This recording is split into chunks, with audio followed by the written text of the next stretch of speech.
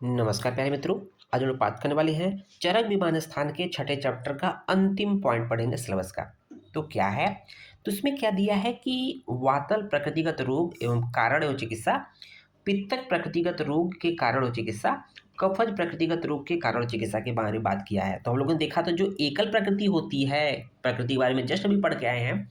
तो एकल प्रकृति होती है, चाहे वातज हो पित्तज कफज हो, हमेशा सदातुर होते हैं, है ना। तो उसमें मुख्य रूप से उन्हीं से संबंधित रोग उत्पन्न होते हैं। जैसे वातल प्रकृतिगत रोग में के कारण क्या देखेंगे और उनकी चिकित्सा क्या है। तो कारण देखेंगे, क्या कारण है कि वातज प्रकृति वाले व्यक्ति में वातज रोग होते हैं।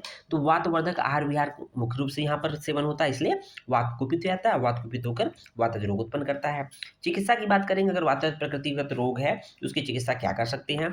तो स्नेहन स्वेदन का प्रयोग विधिपूर्वक करेंगे। ओके, स्वाभाविक बात है, स्नेहन स्वेदन से वात का शमन होता है। स्नेह उष्ण मधुर अम्ल लवण युक्त मृदु संशोधन कराएंगे। स्नेह संशोधन के बाद मृदु संशोधन कराना है, उसके लिए स्नेह उष्ण मधुर अम्ल लवण युक्त जो भी पदार्थ हो उसके थ्रू मृदु संशोधन कराएंगे।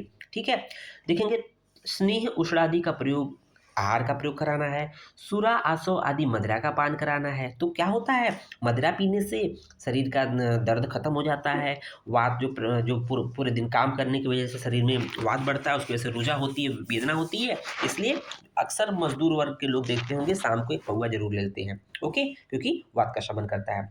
तो वस्ती का प्रयोग भी करते हैं, वस्तियों की वात दोषों की बेस्ट चिकित्सा होती है। ओके, फिर देखेंगे पित्त प्रकृतिगत रोग के कारण देख लेंगे। तो पित्त प्रकृतिगत रोग का कारण क्या है, पित्तवर्धक आहार विहार के सेवन से पित्त कुपित होगा, वो रोगों को उत्पन्न करेगा। उसका चिकित्सा देख लेंगे, पित्त प्रतिगत रोगों की चिकित्सा क्या है।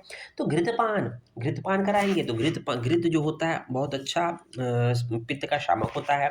घृत से स्नेहन भी कराएंगे, स्नेहन कराएंगे लेकिन घृत से कराएंगे, ध्यान दीजिएगा। अधोभाग से विरेचन द्वारा दोषों को निकालते हैं। अधोभाग से मतलब जो ऊर्ध्व भाग से तो वमन के दोष का हो जाएगा, अधोभाग से विरेचन के द्वारा हो जाएगा, ये पित्त दोष का हो जाएगा। ओके, मधुर मधुर मृदु सुगंधित शीतल हृदय गंध का सेवन कराएंगे, जो कि पित्त का शामक करता है।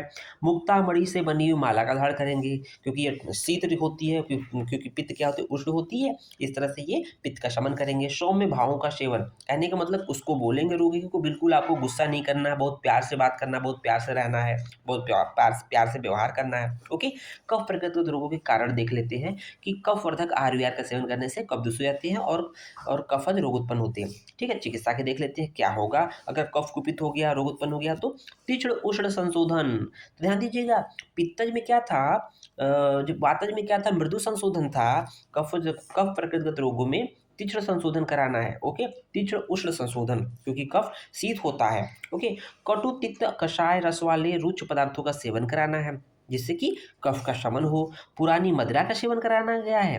देखो, पुरानी मदिरा कफ शामक होती है। ओके, जबकि नई मदिरा जो होती है, सुरा आसव इत्यादि जो भी होती है, वो वातशामक होती है। सर्वस्व उपवास, अभी जितना हो सके उपवास करना है, कम से कम खाना खाना है।